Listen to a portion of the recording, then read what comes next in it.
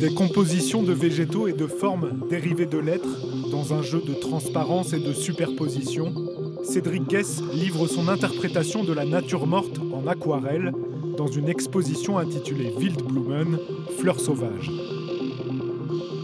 J'ai une pratique du graffiti très ancienne. Enfin, ça fait vraiment longtemps que j'en fais. Pour moi, finalement, le graffiti, c'est un prétexte pour être à l'extérieur, à me balader.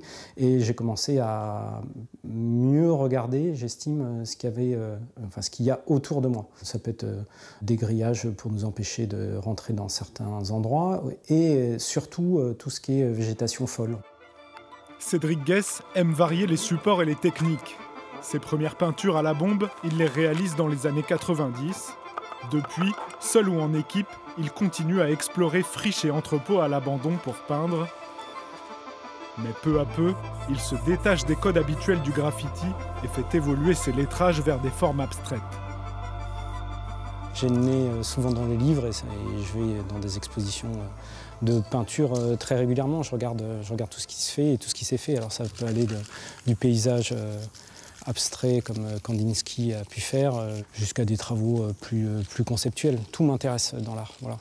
En fait, le graffiti, ça a été une porte d'entrée dans l'art pour moi. Voilà. C'est comme une petite porte dérobée. Alors moi, j'ai toujours entendu dire que le graffiti, c'est un espace d'expression libre, donc je ne veux pas qu'on me mette de contraintes, donc je fais ce que je veux comme je veux.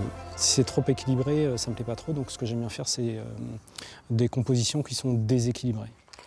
Des croquis réalisés chez lui, peints sur les murs, puis repris sur papier entouré de fleurs, le travail de Cédric Guess procède d'un aller-retour entre les lieux et les techniques, des techniques comme l'aquarelle qu'il a dompté seul.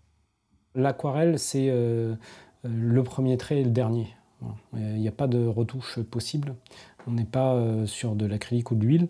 Donc ça, c'est quelque chose qui me plaît assez en rapport avec une activité à l'extérieur de graffiti, par exemple. Moi, j'aime bien que mon geste premier soit le dernier. Moi, ce qui m'intéresse aussi, c'est le blanc de la feuille.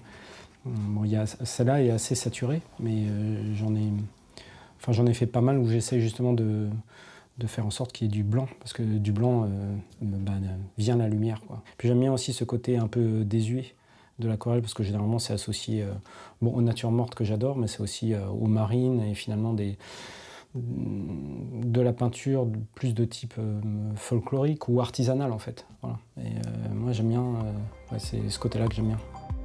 Après l'exposition Wildblumen, l'artiste sera de retour à la galerie Vessières de Tours cet été pour une exposition collective.